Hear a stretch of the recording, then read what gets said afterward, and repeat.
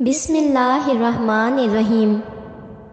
شروع کرتی ہوں اللہ کے نام سے جو بڑا مہربان اور نہایت رحم کرنے والا ہے۔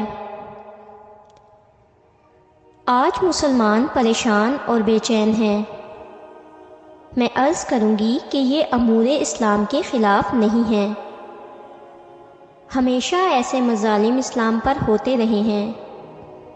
جناب رسول اللہ صلی اللہ علیہ وآلہ وسلم اور صحابہ کرام رضی اللہ تعالیٰ عنہ پر بھی برابر ایسے پہاڑ توڑے گئے۔ اسلام کی تاریخ اٹھا کر دیکھ لیجئے، مکہ معظمہ کے مشرکین، مدینہ منورہ کے منافقین اور یہودی، اسی طرح دیگر مسلم ممالک کے ساتھ غیر مسلم اقوام ہمیشہ اس قسم کے اعمال کرتی رہی ہیں، جس کے بارے میں پہلے ہی سے اشارہ کر دیا گیا ہے کہ تم ضرور آئندہ کو اپنے مالوں اور جانوں میں آزمائے جاؤ گے۔ اور اسی قسم کی دیگر آیتیں قرآن مجید میں موجود ہیں۔ خلاصہ کلام یہ ہے کہ جو مظالم آج لوگ اسلام پر ڈھا رہے ہیں وہ ہر زمانے میں خدا کے سچے اور حقانی بندوں کے ساتھ کیے گئے ہیں۔ جناب رسول اللہ صلی اللہ علیہ وآلہ وسلم ارشاد فرماتے ہیں کہ جس قدر مجھ کو تکلیفیں پہنچائی گئیں کسی نبی کو نہیں پہنچائی گئیں۔ آپ اس حدیث مبارکہ سے اندازہ لگا سکتے ہیں کہ ہمارے نبی صلی اللہ علیہ وآلہ وسلم کو کس قدر تکلیفوں کا سامنا کرنا پڑا ہے۔ آپ نے کبھی سوچا کہ آج امت مسلمہ پریشانیوں میں کیوں گھری ہوئی ہے؟ کوئی بیماری کا شکار ہے، کوئی قرض دار ہے اور کوئی خودکشی کا خواہش مند ہے۔ اس کی وجہ صرف اور صرف اللہ کی ناراضگی اور نافرمانی ہے۔ جب کوئی شخص اللہ کی رحمت سے دور ہو تو سکون کیسے پا سکتا ہے؟ مثال کے طور پر آپ صلی اللہ علیہ وآلہ وسلم نے فرمایا کہ میری امت پر گناہوں کی وجہ سے مصائب نازل ہوں گے۔ ان میں سے ایک گناہ موسیقی بھی ہے۔ اس کے برعکس ہم یہ کہتے ہیں کہ موسیقی روح کی غذا ہے، اور اللہ کا فرمان ہے میری یاد روح کی غذا ہے اور سکون کا ذریعہ ہے۔ ارشاد ربانی ہے جو شخص میرا نافرمان بنے گا، میری یاد سے اعراض کرے گا، میں ضرور اس کی زندگی کو تلخ کر دوں گا۔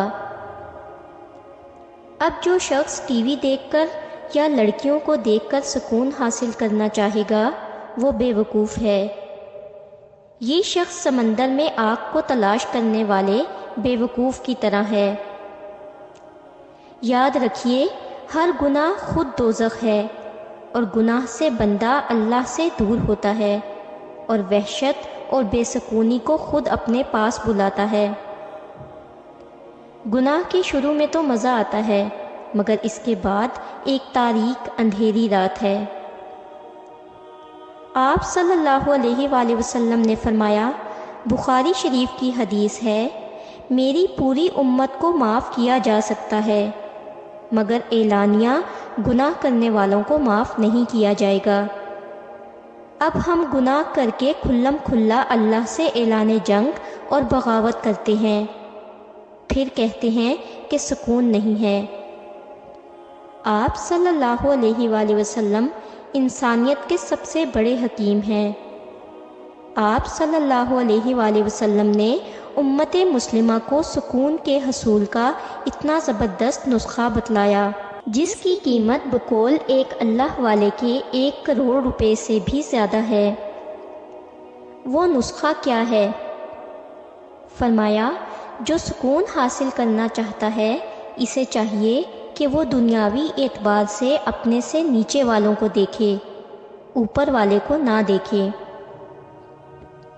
اس بات کا مطلب یہ ہے کہ اگر ایک شخص کے پاس موٹر سائیکل ہے تو اسے چاہیے کہ سائیکل والے کو دیکھے، گاڑی والے کو حسرت سے نہ دیکھے۔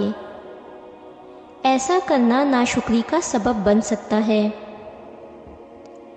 زندگی میں بے سکونی کی سب سے اہم وجہ دنیاوی خواہشات ہیں، اسی لیے کہا جاتا ہے کہ خواہشیں جتنی کم ہوں گی زندگی اتنی آسان ہو جائے گی۔